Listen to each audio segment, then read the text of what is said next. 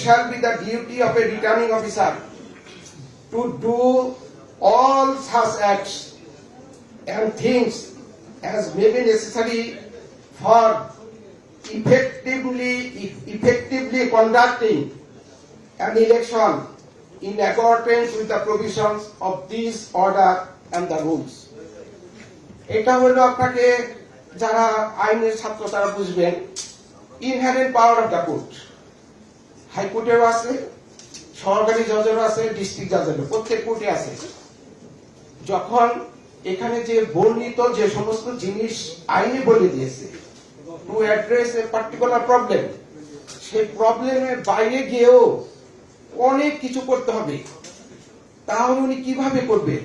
That is inherent পাওয়ার, সহজাত ক্ষমতা। এখানে আপনি একটা সহজাত ক্ষমতা, একবারে প্রথমে ফার্স্ট বলেছে এই কাজ করবেন, এই কাজ করবেন, এইভাবে করবেন, প্রেসক্রাইব করা আছে। এখানে দেখেছে যে প্রেসক্রাইবের বাইরেও যদি কোনো কাজ করতে হয়, কি কারণে? For effectively conducting an election, কার্যকর ভাবে সঠিকভাবে একটা নির্বাচনকে পরিচালনার জন্য অন্য যে কোনো কাজ থাকে, which has not been expressly provided in the law, সে কাজও তাকে করতে হবে। আইন তাকে এই পার্ট দিতেছে, দ্যাট ইজ ইনহেরেন্ট পাওয়ার উনি এক্সারসাইজ করবে। কোন বিশেষ ক্ষেত্রকে কিভাবে সিচুয়েশন অ্যাড্রেস করবে, completely depends on his products, on his qualification, on his leadership, উনার উপর নির্ভর করতেছে, on his commitment, on his dedication. আপনি হচ্ছেন তাকে পাঠিয়েছেন, ডিসি সাহেব বসেন ঢাকায়, সে ধরেন ঢাকা থেকে আপনার, অথবা আপনারা যারা চিটাগাঙে, আমি চিটাগাঙে বসে, চিটাগাং বেটের যেহেতু অফিসার, আমি নামটা দেখলাম এখন, চিটাগাং বসে, চিটাগাং কতগুলো উপজেলা, সেখানে যোগ্যতম একজন ব্যক্তিকে বসানো হয়েছে, যিনি কি হিসাবে কাজ করবেন? সহকারী রিটার্নিং অফিসার হিসেবে কাজ করবেন। ডিসির পক্ষে কি, শুধু ডিসির পক্ষে শুনে এই সমস্ত উপজেলাটা কি কোথায় ইফেক্টিভলি কন্ডাক্টিং দ্য ইলেকশন, তার পক্ষে কি সম্পূর্ণভাবে তার আয়ত্তের মধ্যে বা তার চোখের মধ্যে আনা বা তার দৃষ্টিতে আনা কি সম্ভব? এই কাজটা কে করবে? আপনি করতে পারেন, কারণ আপনি আগেই বলেছি যে একটা নির্দিষ্ট টেরিটোরিয়াল জুরিডিকশনে আপনার কাজ, বাইরে কাজ নাই। আপনার থানা, you are the head man of the thana. সকল দিক থেকে যদি বিবেচনা করেন, আপনি হচ্ছেন একটা থানার সর্বময় বড় কর্মকর্তা। সেই বড় কর্মকর্তাকে ইলেকশন কমিশনার বিশ্বাস করে দিয়েছে যে আপনি দয়া করে, আপনাকে আমি ক্ষমতা দিলাম, আমার ক্ষমতাটা আপনি প্রয়োগ করেন একটা ইফেক্টিভ ইলেকশনের জন্য, যে ধরনের কাজ করা প্রয়োজন ফার্স্ট ক্লাস আপনি নেবেন, এই দায়িত্ব আপনি নিয়েছেন। এখন দায়িত্ব যখন আপনার কাছে হয়েছে, আমানতদার হয়েছে, পবিত্র কোরআনের প্রথম দেখবেন, এবং হঠাৎ কোরআনটা যেভাবে নাজিল হয়েছে ওইভাবে কিন্তু সংকলিত হয় নাই, সেটাও যে সংকলিত হয়েছে আল্লাহর ইচ্ছাই হয়েছে। সেই সংকলনের 3 প্রকারের মানুষের বর্ণনা দেওয়া হয়েছে।